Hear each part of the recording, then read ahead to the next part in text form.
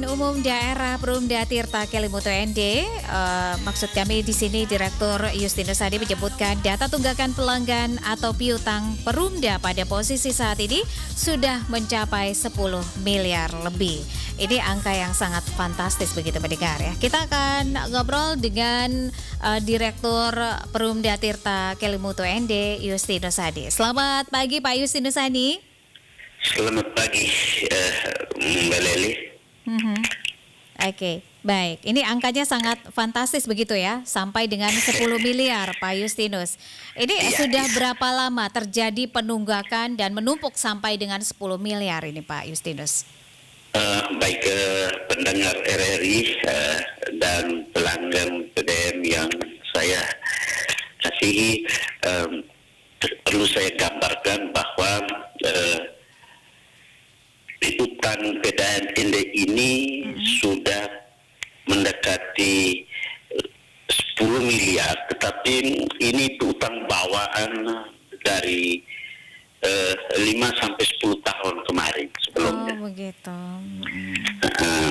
Dan piutang ini sebenarnya piutang tidak wajar, karena memang pelanggan kita sudah tidak memanfaatkan air minum, tetapi masih terekam dalam sistem piutang yang belum dihapus. Oh begitu.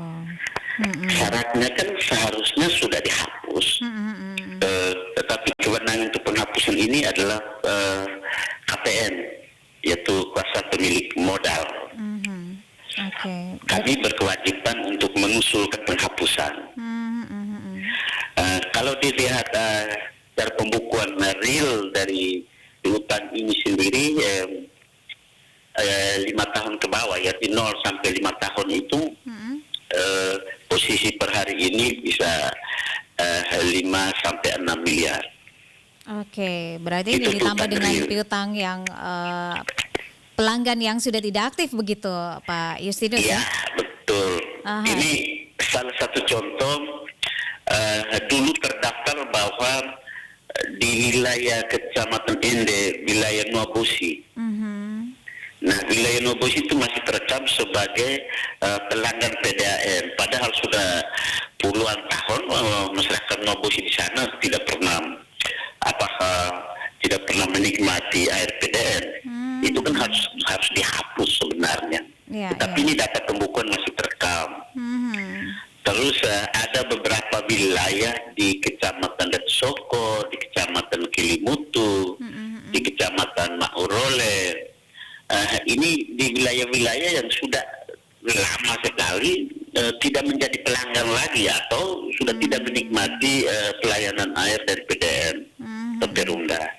Hanya dalam sistem pembukuan masih terekam. Itu yang mengakibatkan jumlahnya membengkak kalau ditotalkan. Dan kalau real di auditnya kita hanya sekitar itu 5 sampai dengan 6 ya? Oke, berarti 5 sampai 6 ini untuk pelanggan yang masih aktif ya, yang menunggak begitu. Oke. Gitu. Baik, langkah yang sudah diambil seperti apa ini Pak Justinus Hadi untuk pelanggan yang sudah tidak aktif lagi? Tadi sempat disentil bahwa sudah ajukan untuk penghapusan begitu ya. Lalu seperti apa jawabannya? Tapi mulai saya menakodai PDM itu, tahun kedua itu saya sudah ajukan untuk penghapusan piutang. Tetapi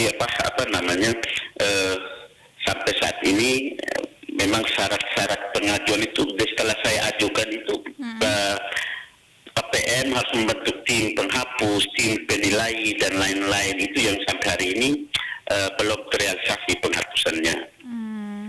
Terus bagi yang pelanggan aktif dikasih batas toleransi 3 bulan sebelumnya kasih peringatan, 6 bulan kasih peringatan. Kalau memang tunggakan sudah terlalu besar, biasanya 2 bulan saja kami ingatkan dan kami dorong supaya jangan bertambah lagi tunggakannya. Baik, ini pelanggan yang menunggak ini paling lama berapa bulan ini Pak Justinus?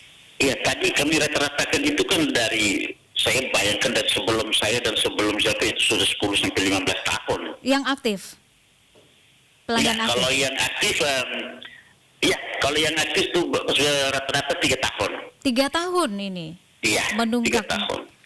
Aduh, Iya. ini kok bisa sampai seperti ini? Bagaimana ceritanya nih Pak Justinus? Setiap bulan kan mencatat meteran, apakah tidak dilakukan penagihan? Begitu Pak Justinus? Kita lakukan penagihan, tapi ada juga yang merasa bahwa Mm-mm.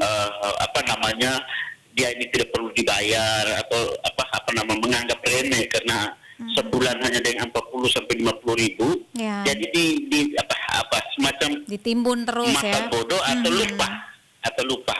Oke. Biasanya begitu. Ada 3 kategori. Ada kategori pertama itu malas tahu. Ya adalah saya ini pejabat atau saya ini tuan tanah atau saya ini apa begitu. Jadi saya tidak perlu bayar karena di sini nunggaknya jalan terus. Ditagih iya sudah ditagih. Oke. Tetapi masih negosiasi janji dan lain sebagainya. Ini pertama. Yang kedua, memang ada tipikal pelanggan yang karena berpikir ini hanya 50 ribu sebulan, jadi dia setahun sekali baru dibayar. Ada yang seperti itu. Ada yang memang pelanggannya dulu ada di sini, tapi sekarang sudah tidak di sini lagi. Ada juga pelanggan yang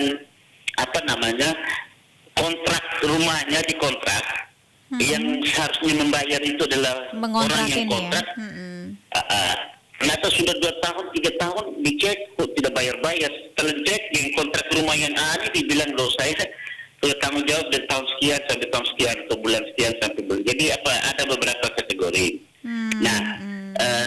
Tindakan saya terakhir ini memang sudah mulai dengan tanpa batas toleransi. Jadi kalau yang sudah membangkat 3 sampai 4 juta ya di-drop. Kalau tidak di-drop, kasihan nanti kan di jalan terus itu. Jadi pelanggan diminta untuk segera mencicil. Iya. Dan saya meyakini bahwa efektivitas penagihan saya ini kalau dinilai oleh BPKP dari 2020-2021 sangat bagus nilai penagihannya. Jadi kita patokan kita itu setelah dari piutang itu ada audit kinerja dari BPKP. Dan penagihan sampai dengan 2022 itu nilai efektivitasnya sangat bagus. Karena dengan ancaman tadi kalau tidak bayar atau tunggakannya sudah di atas 1 juta ya sudah kami drop saja dulu. Meterannya dicabut begitu Pak Justinus? Iya. Dicabut begitu. Aturannya sebenarnya seperti apa? Setiap bulan harus membayar atau bagaimana ini Pak Justinus? Kalau kita berangkat dari SOP-nya kan harus dibayar tiap bulan. Tiap bulan ya harusnya ya. 3 bulan menunggak kan sudah ada peringatan lisan. Itu SOP-nya. Akan tetapi yang harus saya sadari betul bahwa ini adalah kebutuhan dasar masyarakat. Juga yang kedua ini adalah urusan bisnis, tetapi lebih banyak fungsi sosial karena ini miliknya pemerintah. Jadi kita lebih banyak toleransi ya. Perlu ada toleransinya. Oke. Tapi ini kalau sudah sampai 3 tahun ini bisa bahaya juga ya numpuknya ini. Sekarang bukan 3 tahun lagi. Saya batasan dengan ini jumlah tunggakan di atas 1 juta itu harus mulai kasih peringatan dan kalau bisa diputusin sementara. Jadi begitu. Saya bukan batasi soal lamanya lagi. Tapi soal besarnya tunggakan. Nah ini kalau misalnya sudah diputuskan sementara, tindakan ini sudah diambil begitu Pak Justinus? Sudah diambil. Oke. Ada berapa banyak ini nih yang sudah diputuskan sementara begitu? Datanya ada di kantor, tapi sudah ratusan lah. Ratusan. Oke. 200-300 pelanggan itu kami sudah drop. Oke. Ada yang kalau dengan gabung dengan peringatan ada sampai dengan tanggal 20 ada perjanjian pelunasan dan lain itu sudah mendekati 500 pelanggan. Dan setelah dimatikan sementara meterannya, apakah pelanggan tersebut sudah mulai mencicil begitu dan kapan baru boleh diaktifkan kembali meterannya Pak Justinus? Perjanjiannya? ada toleransi. Jadi kalau setelah kita pemutusan pelanggan datang dan mencicil, mungkin setengah dari tunggakan atau piutang, ya kita sambung kembali dan dibuat pernyataan untuk setiap bulan dicicil untuk menutupi piutang itu. Dan apakah ada biaya untuk penyambungan kembali begitu Pak Justinus? Ada biaya penyambung kembali itu 300.000. 300.000. Bagi pelanggan yang sudah melewati 1 bulan. Jadi kalau kita putus sekarang, ini kan peringatan. Ya. Kita putus, tapi 1 minggu kemudian datang selesaikan atau dia bayar cicil dan lain, berarti kita buka tanpa biaya sambungan kembali. Dan kalau sudah di atas 1 bulan, kami stop dan itu harus dikenai biaya penyambungan kembali 300.000 rupiah. Dari 500-an lebih pelanggan yang sudah di nonaktifkan sementara begitu ya veterannya, apakah ini sudah ada itikat baik begitu Pak Justinus? Iya, ada. Ada yang punya itikat sangat baik. Dari berapapun yang ada yang orang yang susah sekali ya saya minta ya sekemampuan mereka. Tapi kalau orang yang ya dengan klasifikasi lah, klasifikasi. Kalau yang seperti ini ya harus di atas setengah dari total utang. Kalau yang masyarakat pelanggan yang sangat sederhana ya kita berapa saja yang dia miliki. Tapi bahwa dia punya etikat baik dan buat pernyataan begitu. Oke, baik. Ya, ini dari persoalan seperti ini, apakah nanti akan ada tindakan tegas begitu Pak Justinus ya? Ada aturan baru, regulasi baru yang akan dibuat oleh teman-teman di PDAM supaya tidak terjadi lagi seperti persoalan ini begitu Pak Justinus? Ya, dalam rencana saya ke depan, ya saya pikir kita akan membatasi jumlah tunggakan. Kalau kemarin itu kan kita masih berlaku dengan lamanya jangka waktu. Ya. Tetapi kalau jangka waktu ini kan tidak bagus. Kita mau lihat tunggakan di atas 1 juta itu harus sudah mulai kita kasih peringatan dan ada namanya pemutusan sementara. Oke. Tindakan terakhir adalah pemutusan sementara begitu Pak Justinus ya? Iya, betul. Oke. Apa harapan Anda Pak Justinus? Harapan saya kepada para pelanggan untuk lebih serius menjalankan kewajiban mereka, karena saya yakin sampai saat ini sudah sangat jauh pelayanan kami kepada pelanggan kalau dibandingkan dengan sebelum-sebelumnya. Saya yakin bahwa pelanggan juga ada persoalan yang mereka alami ketika airnya tidak pernah lancar, tapi dipaksa untuk dibayar. Itu juga salah satu pertimbangan yang harus saya lakukan negosiasi dengan mereka. Hingga sekarang saya berharap kita sudah sangat terbuka. Saya sudah inovasi-inovasi yang saya lakukan di PDN ini sudah sangat jauh untuk membantu pelanggan. Pertama, memudahkan pelanggan untuk membayar melalui online bank NTT atau ada loket-loket di bank NTT selain manual yang ada di kantor. Yang berikut juga menggunakan PDAM Info. Itu tinggal kita download dari HP Android. Di situ kita bisa tahu berapa jumlah tunggakan saya dan bisa saya lakukan pembayaran. Ini inovasi yang saya buat untuk pendekatan pelayan terhadap masyarakat. Yang berikut saya buka juga melalui media sosial seperti WA Group dan Facebook, grup Facebook untuk PDAM.